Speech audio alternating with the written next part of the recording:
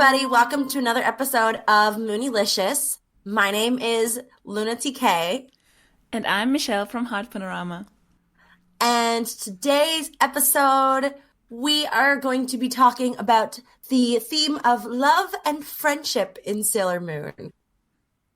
We figured this was a good and appropriate topic for this time of year since the holidays are coming up, and usually the holidays are a season of love and friendship and family and togetherness. And so we're like, let's talk about this overarching theme that is the big part and essential message of the show.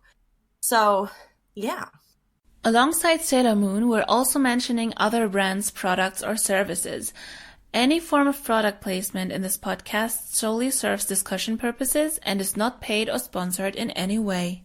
If you aren't familiar with Sailor Moon, please be aware that this podcast may contain spoilers.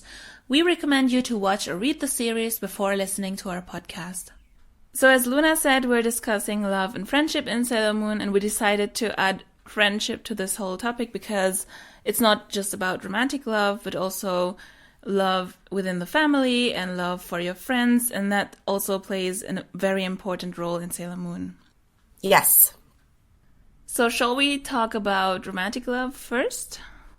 Yeah, I mean, I guess, we could start there. So, Sailor Moon is obviously a superhero type of show, and obviously the whole story is their epic battles against, the forces of evil and all of that stuff. But ultimately, really what it comes down to is this underlying story of all these friendships and how Sailor Moon ends up actually solving a lot of these conflicts. And the reason that her character is such a strong character is because of how much she loves her friends and the people around her. And so, and ultimately it's also kind of a story of teenage romance and friendships and the struggles you go through during that day, especially like the original, I feel like, because they have a little bit more of a slice of life bits and pieces in there. But I feel like the different versions of the series kind of address the topic of like love and like friendship, like, and balancing that out with the battles in a different way. I think the original anime, and I think in the live action a little bit more, they tend to have a little bit more of that slice of life type of thing and just doing episodes where they go to the karaoke bar or, taking part in like festivals and things like that. Versus like in like Crystal or like the manga, it's just like, I feel like there's more romance, but it's like less, like the friendships are a little less like, I wouldn't say established, but they're less focused on. Yeah, that's versus true. Yeah, there's definitely like a lot of romance in Sailor Moon Crystal and stuff, and like it's very, very romantic. But I think when you compare the versions, I think there's just a little bit less of that connection between the Senshi, in my opinion, in the reboot and in the manga. But ultimately, the friendship part is extremely important as well, because I mean, even Naoko Takeuchi herself said that when she was writing Sailor Moon, she said she was at a low place in her life, so she about girls that she wished were her friends, and so she created this whole group of girls that were all different and they were all close and yeah. Especially in the 90s version where they show more scenes with the girls interacting with each other while they're not battling evil.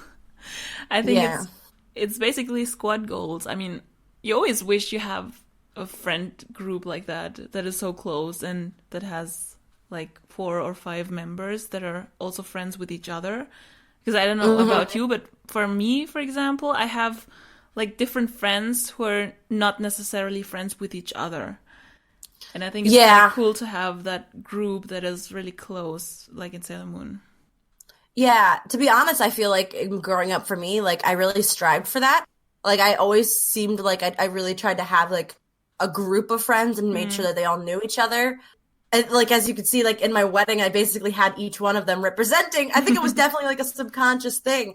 I had to kind of fill those spots. Like, like, you have a friend who will tell you like it is, like Mars, You have the one who's good at cooking, who's kind of, the one who's kind of similar to you and kind of, like, just a goofball, like Minako. And then, but you all kind of come together and you're all kind of connected with one another versus just like a having just I feel like it feels less lonely, like if you have like a group like that, So it's funny because like we have like the combination of like the squad goal, and then we have like kind of also this as the show goes on, when it comes to the romantic love kind of thing, you actually get to really see how that grows. It grows from her being kind of like a puppy dog. Well, she kind of always is a puppy dog in love, but you get to kind of go and see how her like relationship with Mamoru like grows and everything. Like right, like in the beginning of the series, she kind of just, as Ami once said, "You know what you look like? A silly lovesick frog that's just waiting for some old bug to fly in its mouth." Which is totally true, because that's basically how her like crush started on Tuxedo Mask. And she was just like, he would appear and she would sit there like drooling. And then eventually it grows into a more mature love, especially I feel like as you get towards the like the fourth season and everything, they really kind of grow and they I think not only just in terms of romantic love, but in the friendships themselves have gotten really strong by that point. I feel like just like there's one episode from the fourth season that I really love in the original anime where the Amazonas quartet is all there and like there's all these people, their dream mirrors just flying out and like they all transform like at the same time. And there was something really specific, like really like, I don't know, it really hits you in the gut in that episode, like when they do that like transformation. When I think squad goals, I think about that scene when like it's like the last transformation sequence of the fourth season, and it's like just really epic. I don't know if you remember it, but like they like played some music, like some like a song, and they were like all transforming in front of the Amazonas quartet, and like they were like not even messing. They were like, "All right, let's do this." And like they all like, I know which one you mean. And they all join in on the on the whole like speech at the end too, which was really cool. So, and then like and then at the end of the series when the Senshi, even for the people that they didn't like, because like the inner Senshi, most of them weren't even friends or even really liked the Starlights very much, but they still like jumped in front to like save them and stuff in the end, and like because that's just the kind of people that they are. They want to protect the friend that they love, and therefore even if that means like protecting her heart, because they didn't want anything to happen to like they didn't want anything to happen to the Starlights because it would also affect like Usagi, and she would be upset. And like just in general, like they basically said like, hey, you're our friends now too, and like even though they weren't like always on great terms in the beginning. Yeah. So I think that really kind of says a lot. They weren't just standing there and like watching it happen, They kind of like were like they took action, and if that makes sense. I like that what you mentioned, that that Usagi's friends cared about her other friends, even though they were not necessarily friends among each other, like with each other, because they knew that they were important to Usagi as well. Yeah. So it's like an extended friendship somehow. Yeah, so I mean, when the inner Senshi jumped in front to save Sailor Moon and Starlights, they said like, the Starlights were like, why would you do that? Like for us, and they said like, to save important people, to save, both Sailor Moon and the Starlights are important to us, and I think that is I think a lot of it is because, like, I mean, they did start to have more respect for them towards the end, but I think a huge part of it too is because there was a trust that kind of picked up towards the end too, because they knew they had established enough of a friendship with them where they knew that the Starlights would be able to like protect their princess, and like even if they weren't there, and like it was just it just like I'm getting emotional just thinking about it. Like it just makes me really sad. And then like, because they said like, wow, like even like if like you like fade away, like even if like, like we're still important to you, like even if you don't like exist, and they're like, yeah, and so I don't know, it was just really emotional. And like it actually makes me think of like the relationship that Rei and Usagi have quite a bit too. It's their friendship is like, even though they fight the most, like I feel like throughout the whole series, like their friendship was like the strongest. even though Mm. like because Mm. they fought like sisters, but like every time that like Mars would die in the series, like it was always the saddest death. Mm-hmm. It was always so sad. They fought all the time. They fought all the time. But yet when like Ray died, like every time it was the saddest death, like in the first season and in the final season. And it was just like I don't know, like they say like I think they even say in the show like oh like they say the more you argue the better friends you are and I think it's like it almost kind of goes past just a friendship level and more of like a sibling Mm. level, you know, they kind of have that kind of Mm. love-hate relationship with each other, but they're very much like sisters and um you know care about each other a whole lot. So like and like I don't know like Ray like I don't know I think they have things about each other that they don't like to admit that they really admire about one another, but they really do. And like, so I think that gives this really deep bond between those two. Like, oh my God, just Mars' death is so sad every time. Like, and it just like I think when that happens, because like I think Usagi kind of when it comes to like the squad, like Ray is like the strong, like you know, fiery character, you know, that doesn't give up. And I think when it comes down to it, like I think Usagi really like respects that a lot too. And so like when she sees like Ray like in that state, it's like really devastating to her, you know. But yeah, like it's just very interesting how they kind of portray that because like it's like I said, it's like their friendship got so strong that it surpassed just like a friendship Mm. and became more of like a family kind of relationship. Especially since you mentioned that quote where they say the more you argue, the more, no, the better friends you are, because that's basically because you know each other so well that you have more things to argue about, I think. I mean, Yeah, if you don't know someone that well, you probably are polite at first, and maybe if you are like medium friends, like you know each other pretty well, but not like BFFs, for example, right. then I know you're not entirely honest with each other, and then maybe you might say, okay, that annoys me, but I won't say anything. Yeah, But really close friends tell each other the truth, however bad it might seem or however unpleasant it is. So I think that's in true. that situation, I think, I don't know, does Usagi not argue with her other friends? I mean, maybe with Minako. Maybe a Might little be the bit. next one who she argues with, but like playful arguing, not like Right. with Ray. Yeah, I mean, she playfully argues with both of them, but I think it's because like I don't know, like there's a certain, I think, level of trust and vulnerability that Mm. happens sometimes when you're just that brutally when you're brutally honest with somebody.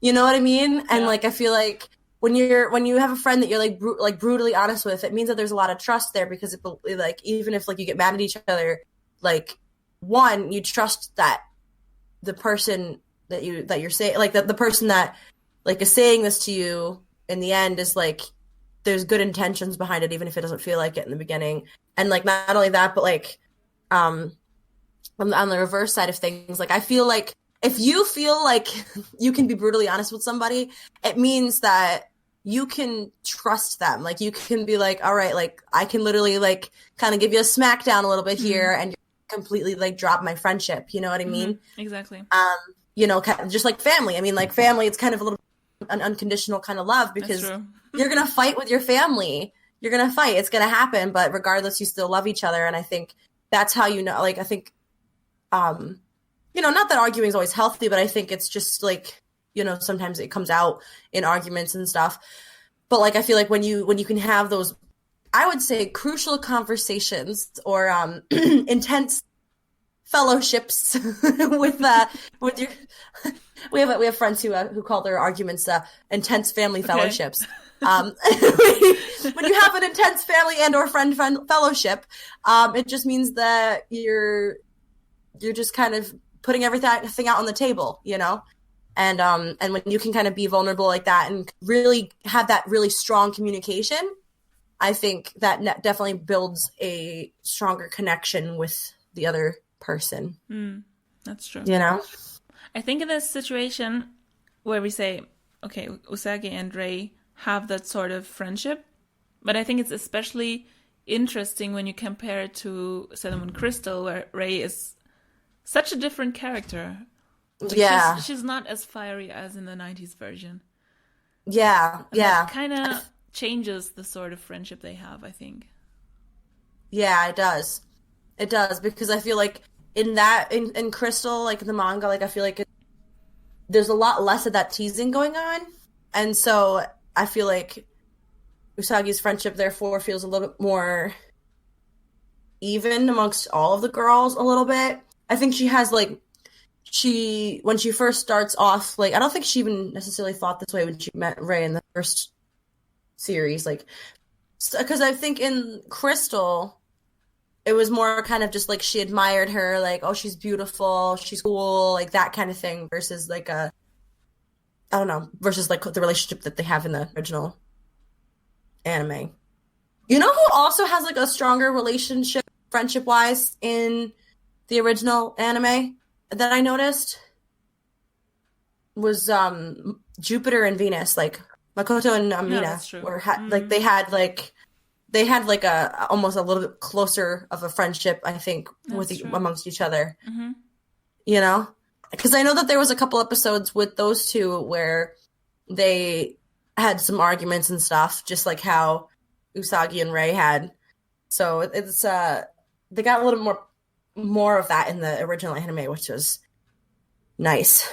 I think this is such a major point when you compare the 90s version to Crystal, because they actually had more episodes and therefore more time and space to include these friendships and the details of it. Like, Yeah. in Crystal, you have action after action after action. You don't really have time to portray the friendships between the girls. So I think it's kind of sad because that's something that I really like about the 90s version, that there's like this slice of life thing going on. Yeah. You can see how they interact with each other when there's no one to battle. And Yeah. I kind of miss it in Crystal, but I do know that it's just some other portrayal of the series, I think, because the Crystal version is just adapting the manga more closely, and then you don't really have that space, I think, where you can include things like that. Yeah. So I think honestly, this kind of gets me thinking now. The more I think about it, when I look at Crystal versus the original anime, I almost think that as a whole, you could look at them as portraying, like the series is themselves, like portraying love in two different ways. Mm-hmm. Crystal, I think, addresses love on the more romantic side of things. Like there's more romance, like romance, and then they kind of water down some of the friendships a little bit more. Mm-hmm. But and then in the original anime, yes, there is a lot of romance in there, but to be completely honest, I think the overall theme of love in the original anime is more friendship love. Because even like when it came to like defeating the bad guys and stuff, there was a lot more healing of the bad guys going on in the original anime than there was in Crystal and then the manga. In Crystal, a lot of the bad guys and stuff just basically got wiped out, like just obliterated, versus like in the original anime. In the original anime, there were even characters. There was a lot of main like characters that became good. There was a lot more of the moon healing escalation, a lot of that, like the whole like Rainbow Crystal arc, all that stuff, healing those people. There was a lot of the we had two of the Dark Moon sisters that turned good versus getting destroyed and being evil. We also had the Amazon trio. They became good. Like they got their own dream heroes. They good guys in the original anime. So there was a lot more of the reaching out to your enemy and like loving other people like platonically, and that there was a lot more of that going on, and then the romance was mixed in, versus I feel like in Crystal and in the manga it's the reverse. There's a lot of romance and a lot of action with the friendships and stuff mixed in, you know what I mean? So I'd almost argue that like Crystal is the story about romantic love, and the original anime is a story about like just love, like mostly platonic love, like friendship, you know? I agree with what you said, because I also think that part of the reason why they portrayed love differently in the two versions is that the 90s version was probably more directed at an younger audience, for example, children and teenagers. Yeah. And the Crystal version is just for a more mature audience. And also, like, the manga maybe addresses more romance instead of friendship, because it just addresses a different audience. Yeah, that's true. Yeah. And speaking of the portrayal of romance, we actually wanted to start to talk about the romance part, but kind of switch it around. We did. But we did. No problem here. We can just catch up with it. I was thinking that when you said that Usagi and Mamoru's relationship in the 90s anime developed throughout the seasons, I thought about what it was like in the Crystal version, and I think even though their relationship is becoming more mature throughout the seasons, like in season 5, their relationship has become more serious, I still think that in Crystal it's portrayed more maturely. Like, yes. From the beginning, it's not like the childish puppy love or something, but it's really deep from the beginning. I know. Yeah. What do you think about this? No, I agree, because I think in the original anime it was definitely more of infatuation at first. Like, immediately it was like hearts in the eyes, drooling, like, oh, he's so cute, and comparing him to Tuxedo Mask and stuff, like comparing Mamoru to Tuxedo Mask and everything.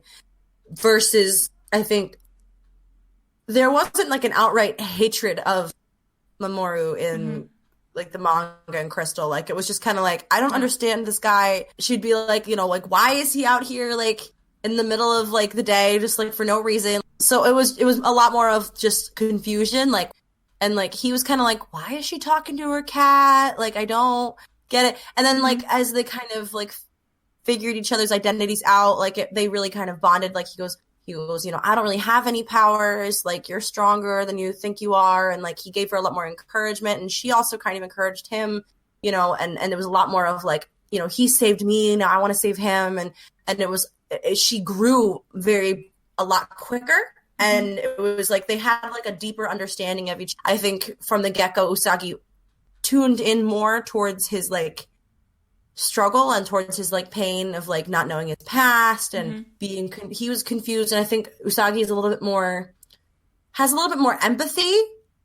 Like, she's more in tune to other people's feelings, I think. Not that she wasn't in the original, because she definitely she has a stronger empathic ability in the manga and in Crystal. Like, even with even in the third season, when she's in like the park with Haruka, and she like is kind of picking up on some of like her emotions, and like is like, why am I crying? Like, why do I like, she like could sense that there was like this pain behind like what Haruka was going through. And so like I think she's just in general has a little bit more of that like deeper connection with other people's emotions and their struggles and stuff, and so I think that helps, like that part of her character helps, I think, with her relationships and like building those, with whether it's a friendship or whether it's a romantic relationship.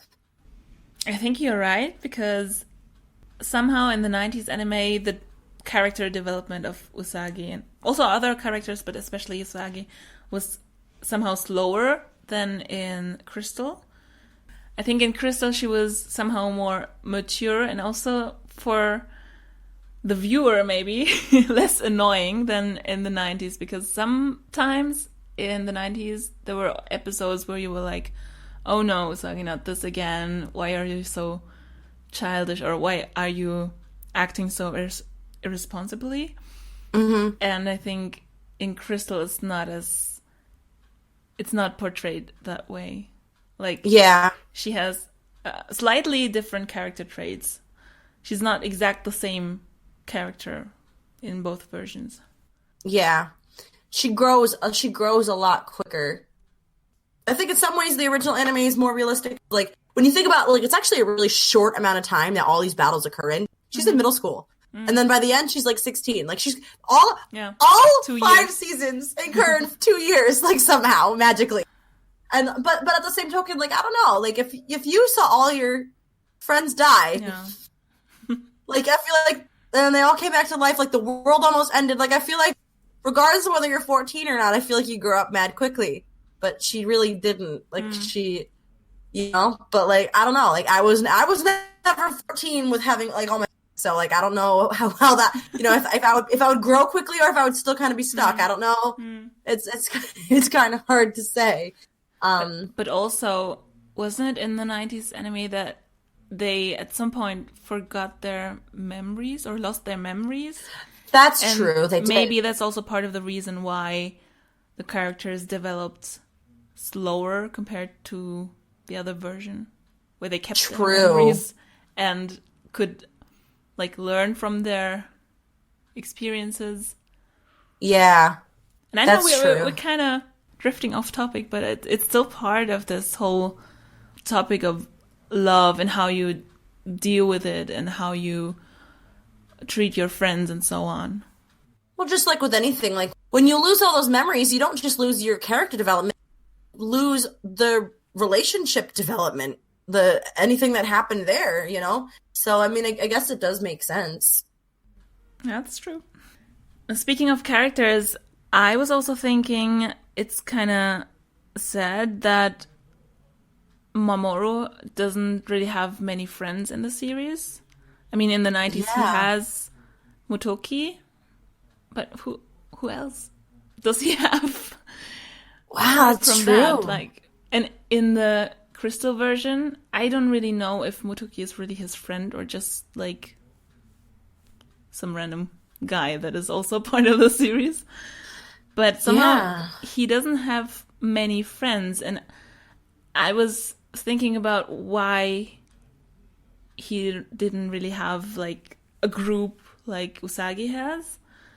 And then I thought maybe it has something to do with his character, because he's somehow this lonely guy, like this loner who doesn't really interact much with other people. Maybe that's why. Yeah. But it's kind of sad, to be honest. Yeah, that is really sad. He has his Shitano, but like not in the present version. Like it's from way back. Like they dead. Like their recent incarnation, but he doesn't really have anyone aside from Motoki in the 90 series, I think. No, you're right. Yeah, he doesn't have anybody. Like he he had like Fiore for like I don't even know how long he was there when he was a kid, but like that's also like just like an alien. An alien friend. A little alien How friend. soothing. That came back and tried to kidnap him and surround him with flowers. Not a very healthy relationship there.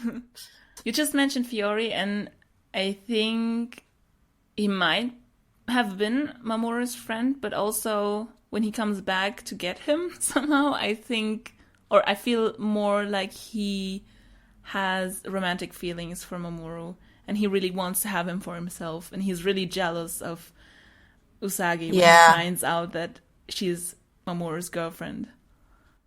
Yeah, so that was kind of like, it was less of being a platonic friendship and kind of more unhealthy.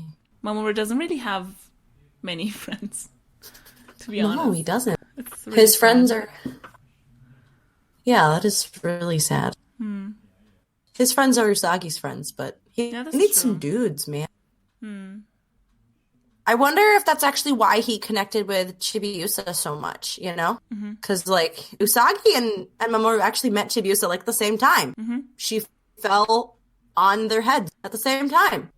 Like, this was a person that was, like, their daughter. Like, it wasn't just, like, somebody that happened to be introduced to him just, like, hey, like, by mutual, like, friends. But this was, like, no, they have, like, both have a connection to this person versus just, like, this is Usagi's friend, you know? Yeah, that's true. So, like...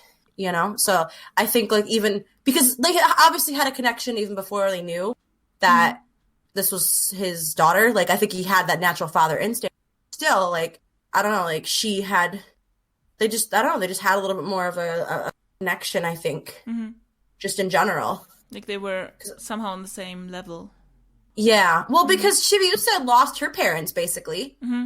She lost, like, when you really think about it, I never really before, but I think they really understood each other quite a bit too, because she lost her parents, he lost his, and they were both very young when it happened, and so they're both like, so I'm sure that some of them like really connected with Chibiusa, Mm-hmm. not because it was his daughter at first, but because like, hey, this is a scared little kid, and I get it, Mm-hmm. and so like Chibiusa was more than just his daughter. It was like her future daughter that he didn't know was his Mm-hmm. future daughter. It was his friend, like somebody that he had in some things in common with and Mm-hmm. could understand, Mm-hmm. Because I think there's the disconnect that the rest of the Senshi or characters are not going to be able to understand. And actually, even more so than that, like they also started off with not only kind of not having the parents, but also like they were both having that internal struggle of not having powers of their own Mm-hmm. and their insecurities and dealing with that. And wow, I never really thought about that. Me neither. It's no what it's no whoa. This is why I like doing these podcasts because sometimes it really makes me think about it.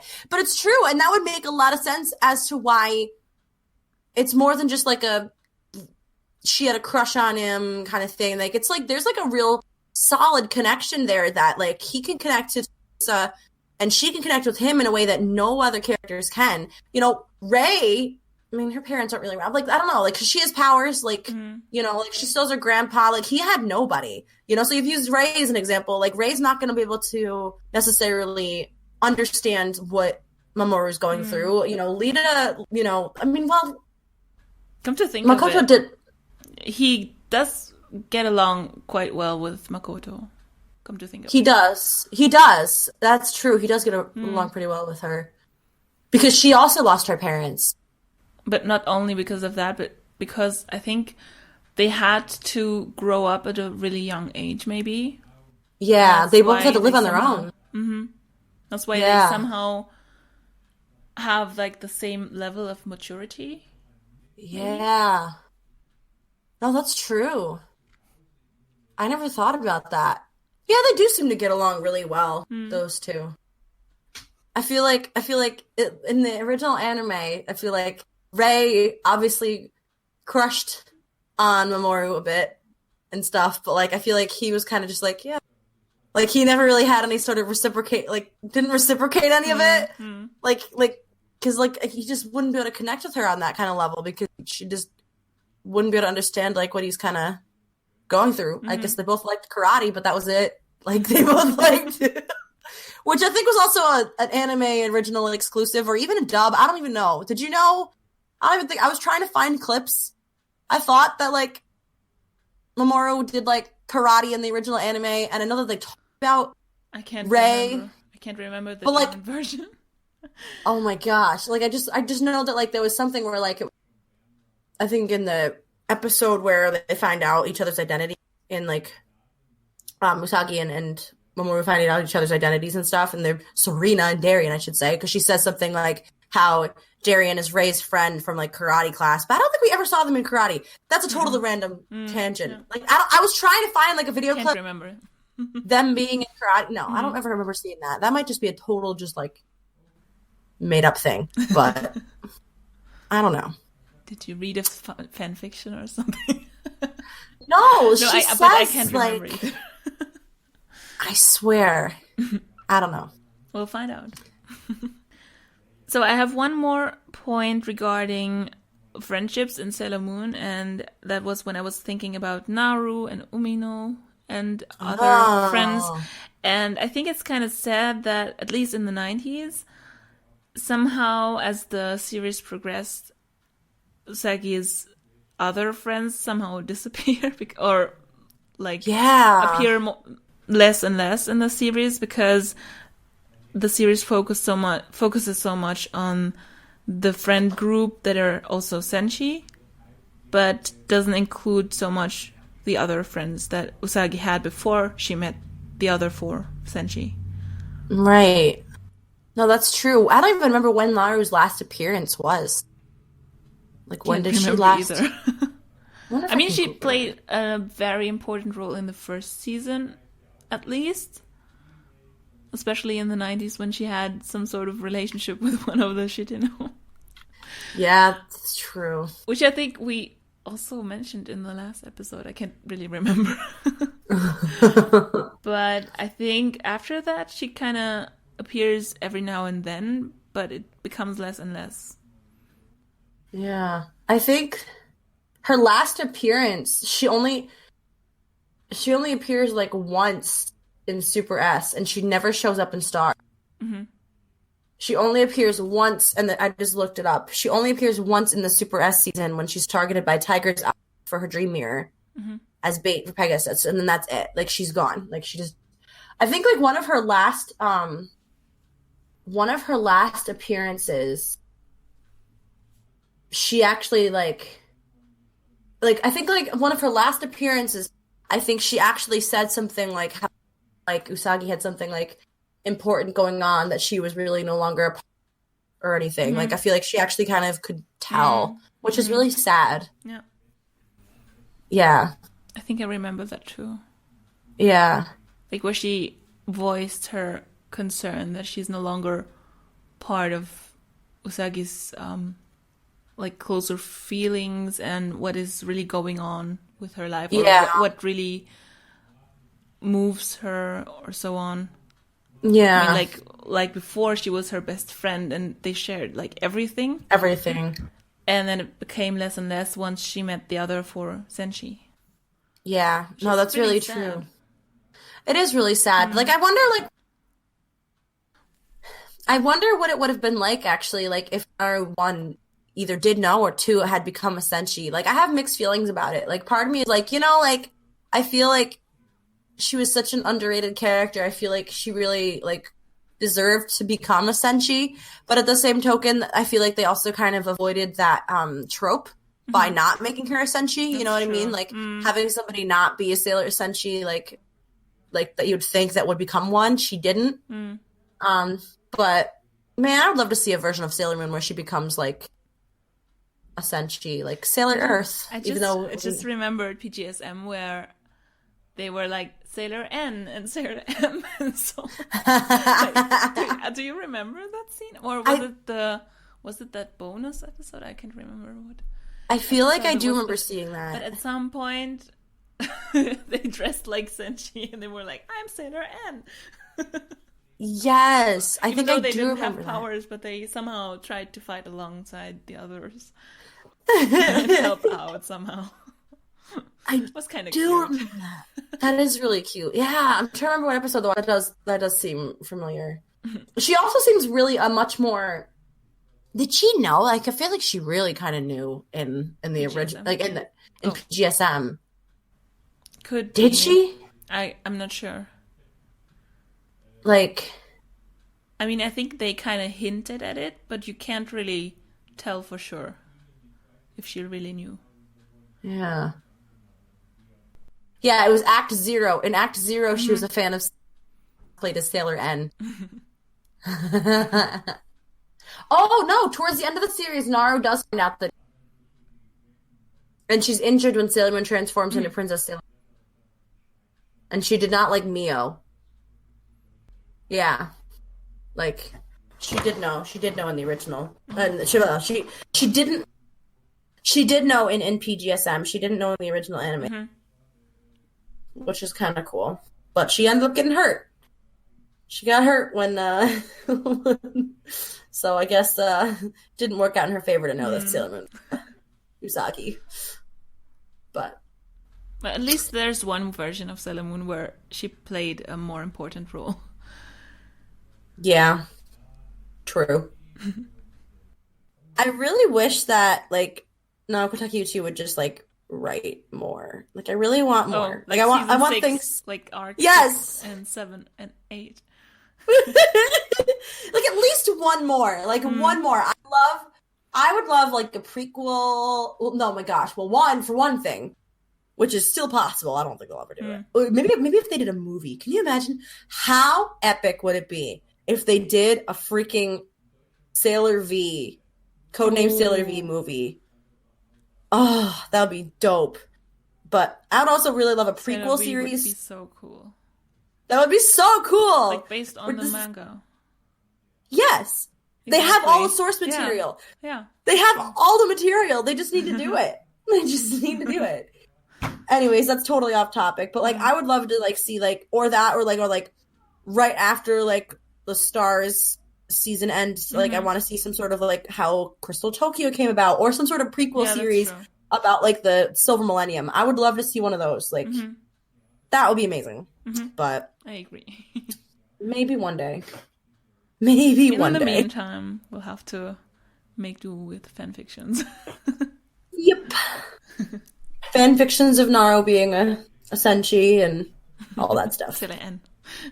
Sailor N. More Sailor N. For sure. So I know we're jumping back and forth with our topics, well, like with our subtopics in this episode, but I have one more point that I haven't mentioned yet, and it's that I really like how Usagi and Mamoru can fight alongside each other, even though they know each other's identities. Like, especially when you compare Usagi and Mamoru's relationship to the one that Adrian and Marionette have towards each other in Miraculous. I think I kind of like it more in Sailor Moon because they can know each other's identities and still fight alongside each other. And I really like this part about Sailor Moon because they can be honest with each other, they are open to each other, and they can tell each other their secrets and still like use their love as a source of strength for their fights. Yeah. Yeah. That was a good way to put it. No, I definitely agree with that because I think because they know each other's identities, I think that they're more in sync a little bit. And if they know that it's something like, hey, like even conceptually, when you think about it, like if you're fighting crime with like your boyfriend or girlfriend, like, you know, like if something happened at home, like so your fighting game might not be on point that day. Why? And pick up some of the slack, if that makes sense. You know what I mean? Or like, and like not like that, but like your friendship with like, so like, let's say like if Alia knew that Marinette was Ladybug, you know, like if they knew each other, if she knew, then they'd be able to like connect more and I don't know, like I feel like they'd have less secrets, so their communication would be stronger, so their relationship would be stronger, you know? If you know where your partner's mindset is when you're battling, I think that'll also help you pick up the pieces like that. Maybe like if she fumbles, you'll know kind of where to fix it, you know what I mean? Does that make sense? Because you know the other person as a person, like as the actual person behind the mask. Yeah. Yeah, I agree. But on the other on the other hand, I think maybe we can't compare them one to one. Like we can't compare them directly with Usagi and Mamoru because they have just a completely different background. They have a different surrounding and different enemies. Yeah. But I still like that Usagi and Mamoru can be so honest with each other. And somehow, when you think of it, their love is kind of like the reason this all happened. Yeah. When you think back, this is actually like I don't know, like the point where it all went wrong. Like, I don't know. Somehow, like, would they have been in that position if they hadn't loved each other in the first place? When you think back to the Silver Millennium. Ooh. You know? Like, it's a completely different backstory there. I mean, the bad guys would have used a different... Because, I mean, the bad guys were after the so, like, I think the bad guys being after the Silver Crystal does not necessarily have anything to do with the fact that they were in love. But they just used that... would have been different, I think. Yeah, I think the circumstances would have been different. I think that the bad guys definitely took advantage. I think you know, Queen Metalia definitely took advantage of the fact that love triangle going on and all that. I think, you know, she would have had to have figured out a different way, a different tactic. You know? Yeah. Might have been harder. Or maybe if Mamoru or Endymion back then wouldn't have loved Serenity, then maybe he would have helped his people in the fight, and they maybe would have gotten the silver crystal from the beginning. That's true too. So it's a lot of theorizing. What if? Like what happened if they didn't love? A lot of what ifs, but I think that their love to each other is an essential part of the whole story in general. Yeah. So yeah, that's true. Maybe that's also why you can't really have Sailor Moon and Tuxedo Mask not knowing their identities. Even though I think in the 90s version they dragged it along very, very long. Like, yes. It took really not as long as Miraculous, but it took really long for them to figure out who they were. And I like that. And then they finally figured out. I like that in Crystal it went a bit faster. Yeah. 9 episodes versus 30 something. Mm-hmm. But then what happened is in the original, they forgot each other. They figured out each other's identities. Then he turned evil. Then they forgot their identities. Then they had to figure out each other's identity again. Yeah. It's like a pain. A real pain for any fan. Why don't you just rip my heart out? If you watch it for the first time.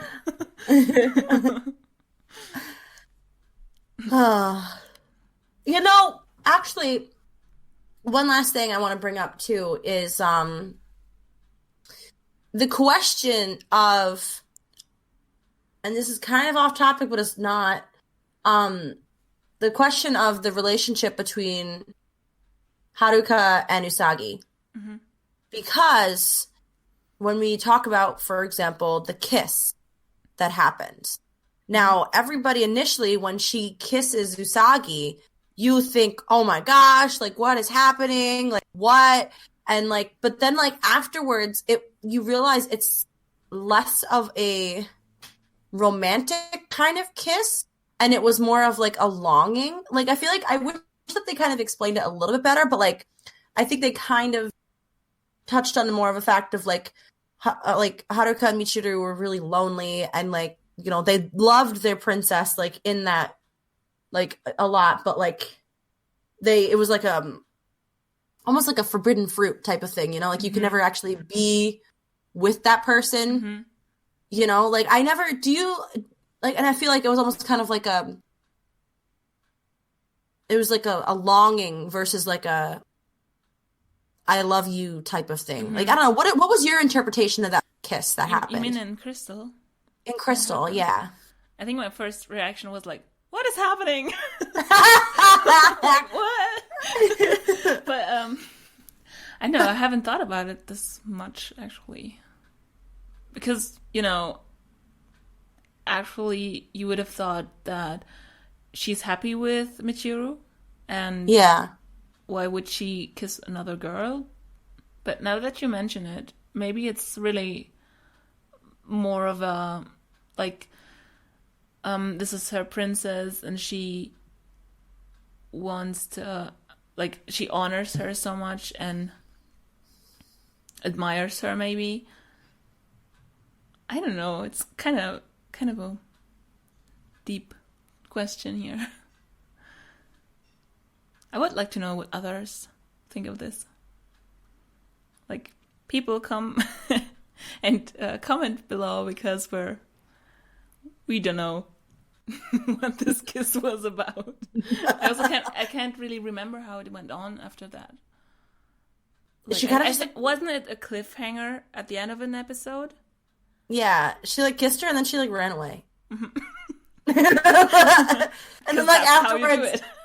And then, like, after they figured out each other's identities, it was kind of just like, oh, yeah, it's confusing you. But, like, you never explained why you kissed her. Like, why did you kiss her? Yeah, okay, we get, like, she's non-binary, but, like, why did you kiss her? Like, and I don't know, I always thought, like, it was, like, you know, because I guess there's such thing. Like, I mean, I don't really platonically kiss anybody, but I guess that's a thing. I guess, you know, like... Well, I mean, I don't like, judge anyone. I mean, I don't judge, but like, I don't know, like they almost like it's almost like they tried to play it like it was like it was purely meant to be platonic. Mm-hmm. Like I think maybe she got like so wrapped up in her emotion of like this longing to be with everybody else and like this loneliness that she just kind of kissed her. I think it also was like a kind of like an odd, it might be a cultural thing, you know, it might be that part of where we might have a disconnect, but somehow, I don't know. Like, I don't know. I really wish we need somebody to explain the kid. That's somebody true. to explain it. But the way I have always to looked rewatch at it, because I can't remember what happened afterwards. she ran away. I definitely have to rewatch it. But like, 'cause they had the There was kiss, some like detail that I missed. she kissed her, and then she ran away, and then like a couple episodes later, like Pluto and Uranus and Neptune and all like appear again together, and then like she turns into Princess Serenity, and then like a few episodes later they're in the elevator, and then they talk about how lonely their past life was and how they were all isolated from everybody else and they couldn't be with anybody else and they longed to be with their princess. And so like I always kind of associated it being with like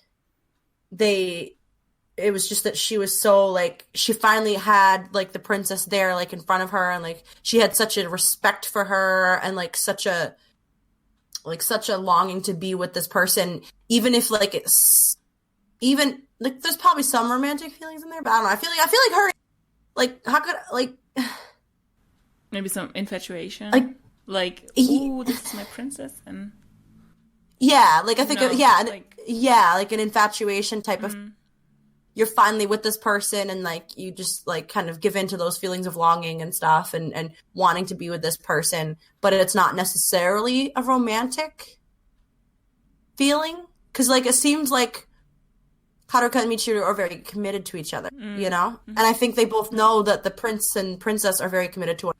Like, I don't know, like at first it's like you could ship it either way. I feel like you could ship it romantically if you really want. They left it ambiguously enough where like you could ship it one way or the other.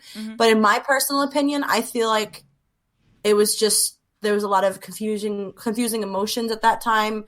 And I don't think that Haruka meant to be unfaithful to Michiru by doing any of that. I think it was I don't know, like it was like you're finally like with this person, these emotions bubble up. You have like this like outmost like you can't express like why you're doing what you're doing. Like, so I feel like in that moment, like she had this longing, but she also could not properly communicate everything that was going on. Like she couldn't tell her backstory. Like, hey, you know, I'm from the, you know, we've been wanting to be with you guys forever, but we can't because we have this other battle. We're supposed to be taking care of this, blah, blah, blah. Like she couldn't really explain any of that. So it was just kind of a physical communication of like, you know, like kind of like I'm not your enemy. You know what I mean? Like that. Yeah. I am not your enemy. Here's a kiss. And peace out, bye. Like, although Prince Diamond, whatever, he was a creep and he kissed her. Yeah, I don't know. That's true, but that's I don't know. Different kind of creepiness. That was a whole nother creepy. Yeah, like that's just a whole can of worms I don't want to open right now. Yeah. Nope. I know this episode might probably be quite long, but before we move on to our game, I just remembered one aspect that we probably should also talk about for like, I don't know, 2 minutes, and that is when Seiya and the other Starlights appeared, because that was in the 90s, that was the time when Mamoru went missing, and he was somehow portrayed as the second love interest for Usagi.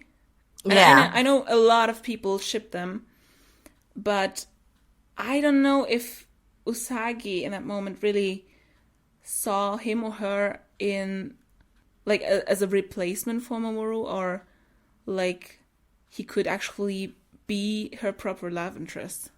I didn't have the impression that she reciprocated his feelings in that way.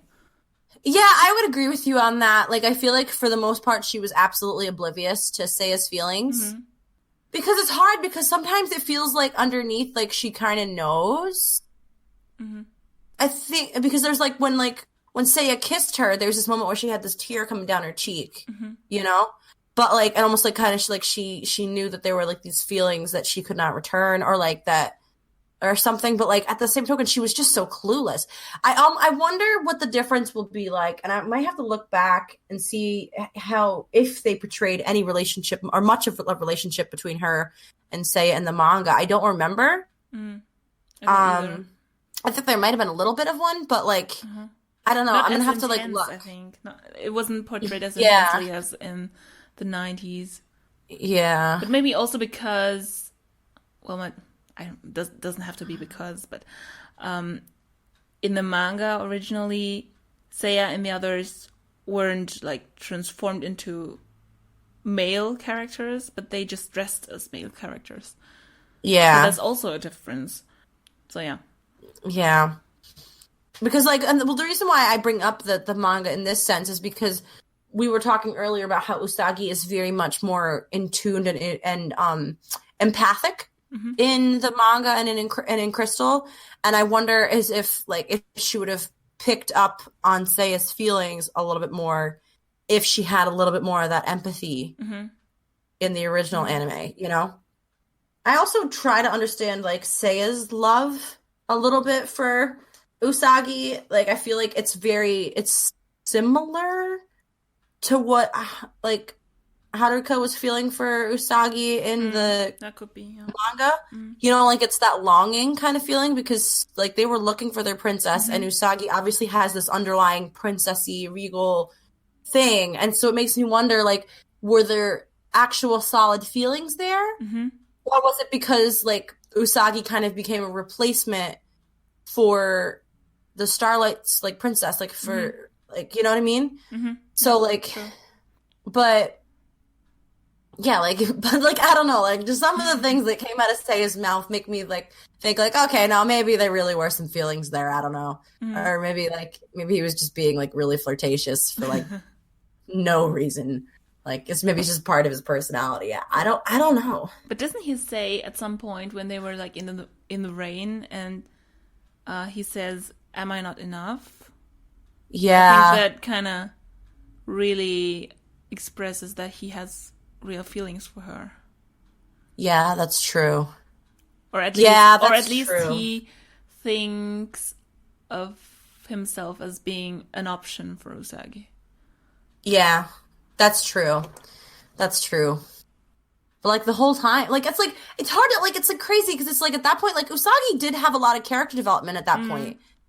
You Like know, the like and like most. so you like the most at that point, like she was like pretty mature, but like you would think that she would pick up on those feelings. And I feel like maybe she was just kind of like try to play it off like she had no idea what he was talking Maybe she about. was denying it because she didn't want to kind of cheat on Mamoru.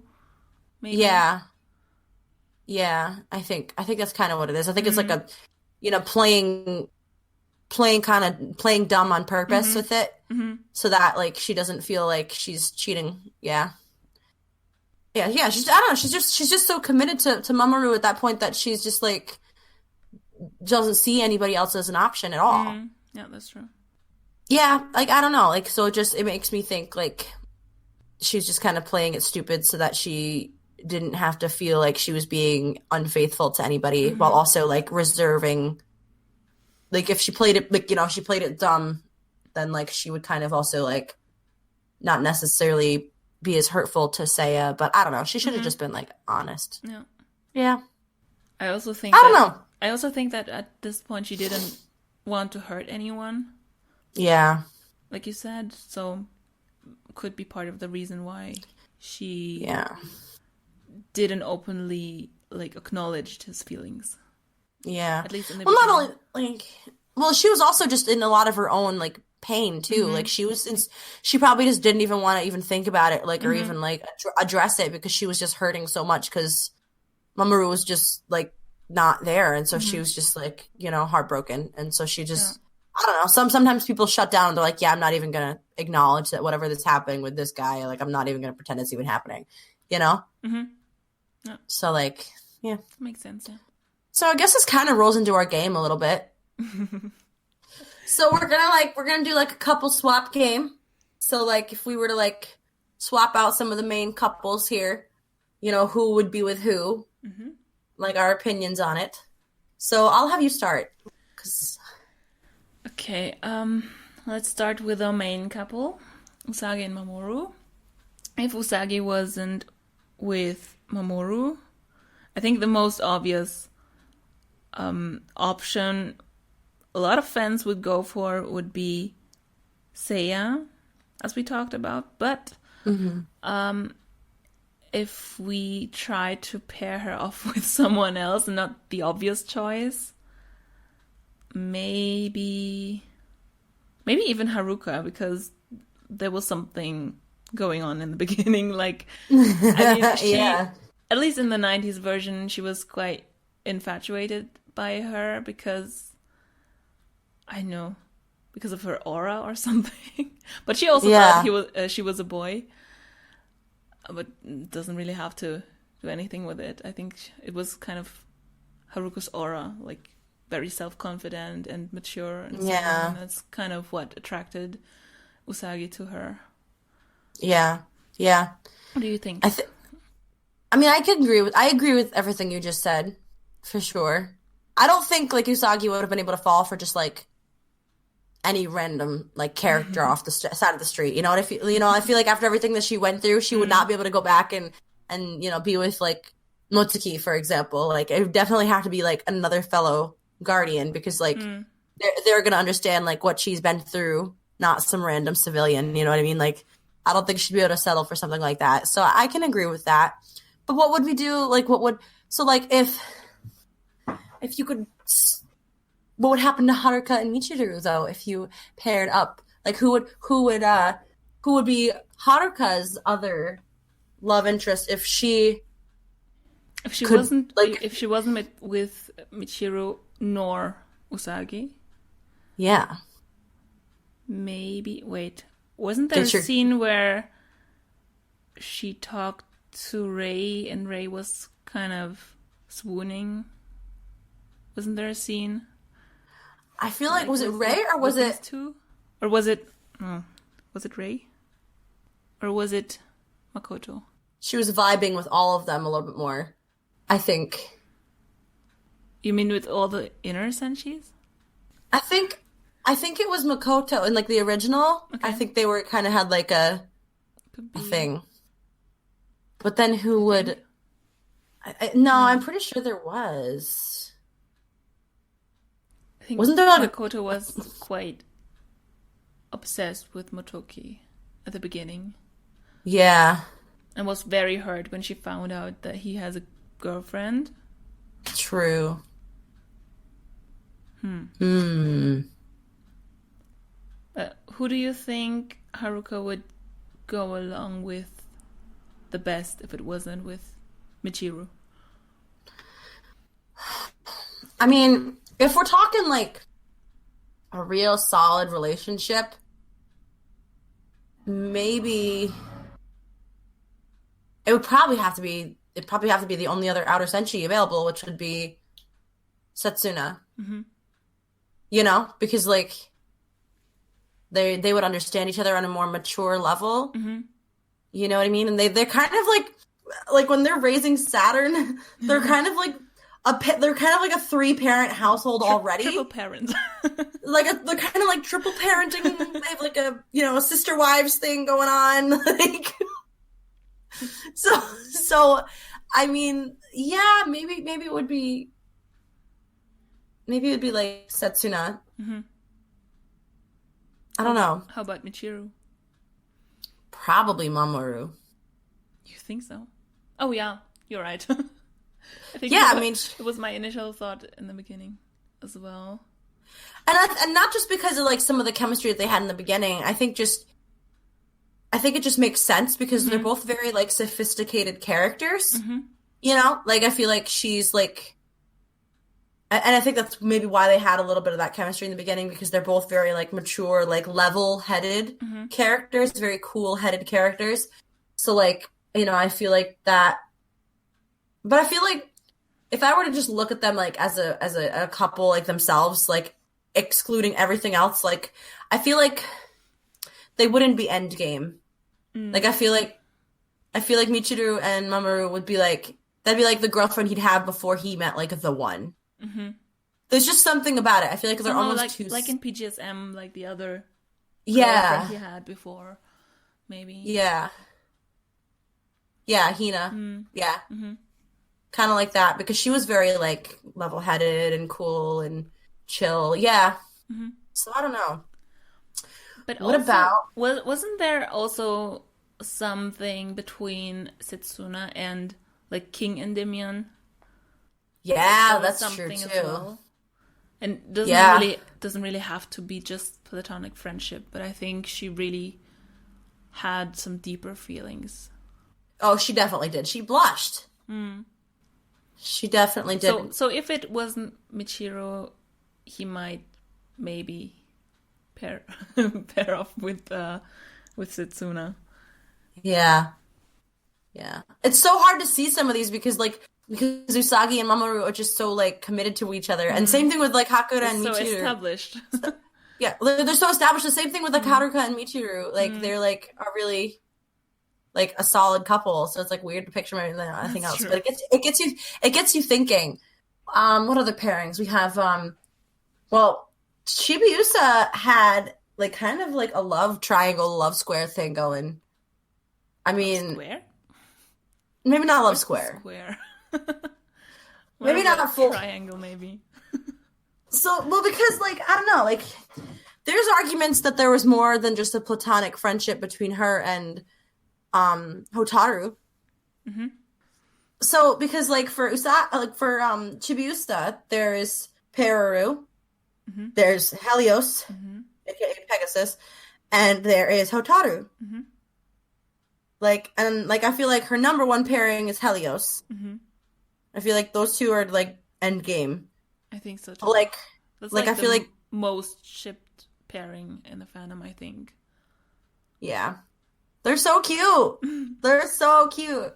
But like, I mean, I don't I know. also think that, I mean, Peruru is like a character from the movie and doesn't really appear in the series or in other versions. Yeah, And he kind of reminds me of Helios. So they're kind of similar. they are. Like he doesn't have as much background as Helios does, and he doesn't have as much connection to the whole Senshi universe as Helios has. True. But they are kind of similar. Well, they both are kind of related to like the dream world, and they Hmm. both. She's got a thing for like the silver-haired guys, I guess. The silver-haired like other creature thing. But like, yeah, I mean, so like I feel like Helios would be first, Hmm. but like, who would be Hotaru. second choice? Would it, you Hotaru think it would would be be Hotaru would second. be a second I choice? think so. Hmm. Almost makes you wonder what it would have been like if Hotaru was in that movie. In which movie? In the Super S Oh, movie okay. where Peru was, I Uh-huh. wonder how it would have affected their relationship. Hmm. Or I wonder how it would have affected. I don't remember how their relationship was in the manga. I have to like reread the manga before the new movies come out. Mm. But like, yeah, that's a that's a. I can't picture Hotaru with anybody else but Chibiusa. Even though like Chibiusa like is definitely endgame with Helios. At this point, I think Chibiusa is kind of like Usagi, like mother, like daughter. Like she kind of loves everyone. I mean, Yeah. she Yeah, not yeah. necessarily romantically, but she really does love a lot of people. Yeah. All right. So, who else? Who else should we have for any major in the series? I think those are the top three I pairings, think so too. and then we ship like all the pairings.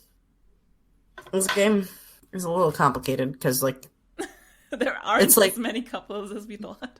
well, it's not even just that. It's like it's the same like three or four characters that with in different relationships with different people off with each other.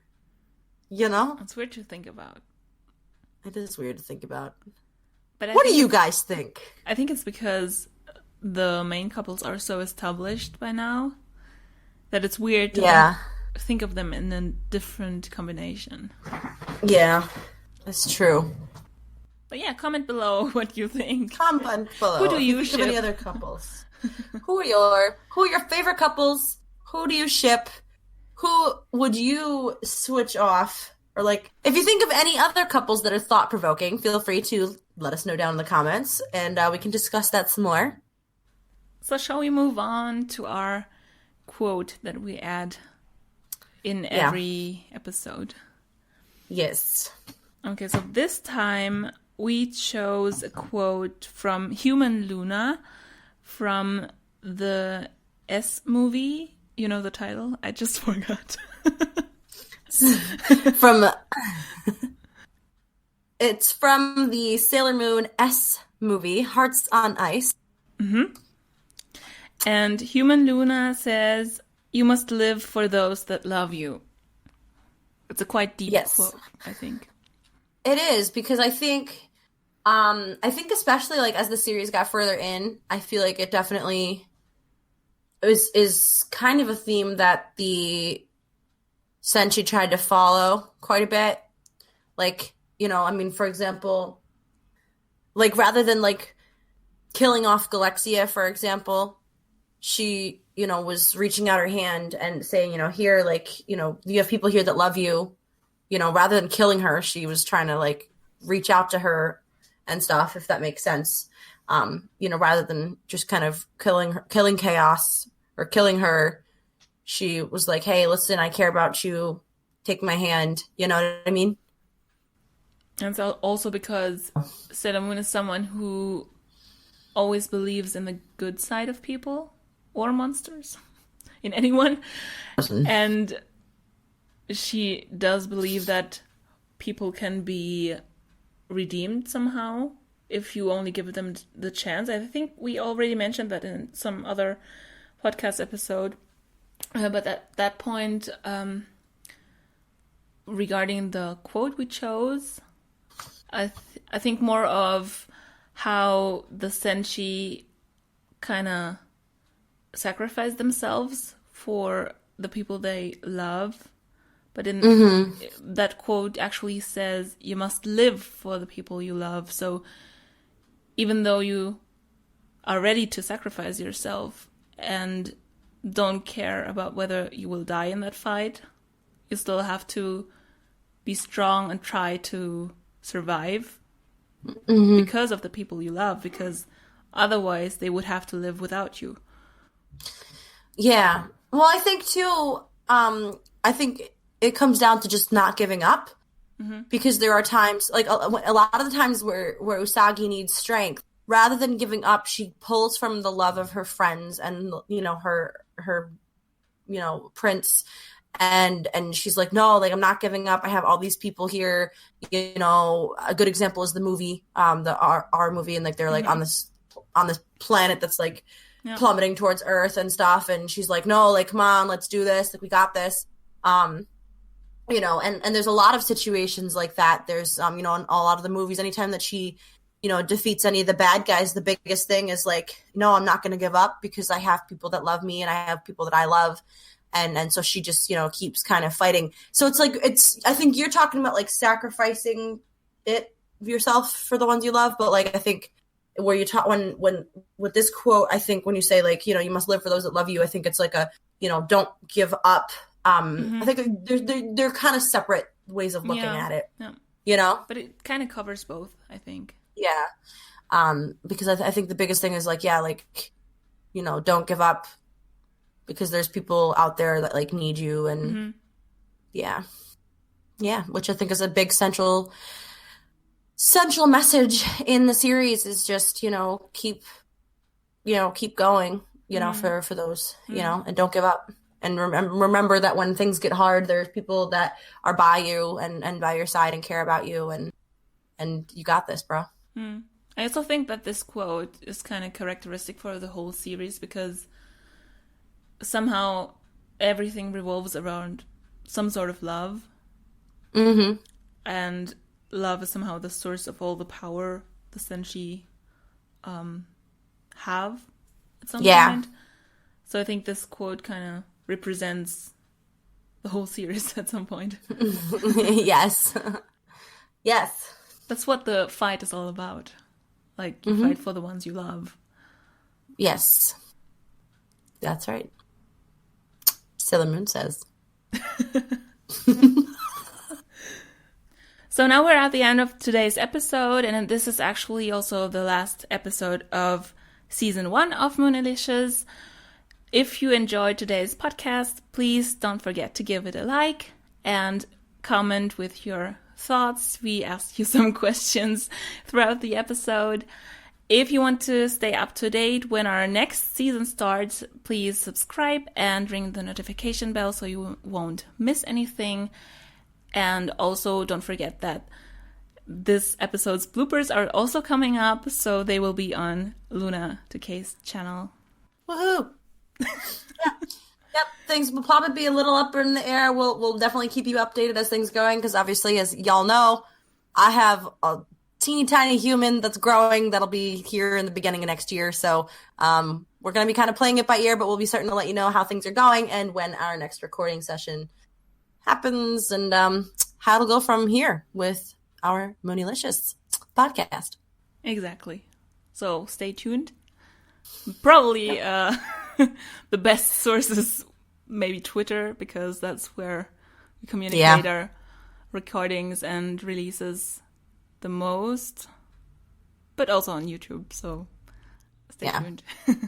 community pages and Twitter and yep. The social media links are below in the description. Exactly. And we hope you guys have happy holidays and a happy new year, and we will talk to you in 2020. Exactly. Have an awesome time and have a good start into the new year. Until next time, this is Michelle from Hot Panorama. And I'm Luna TK. And we hope you found this podcast Moonelicious. Talk to you soon. Goodbye. Bye-bye.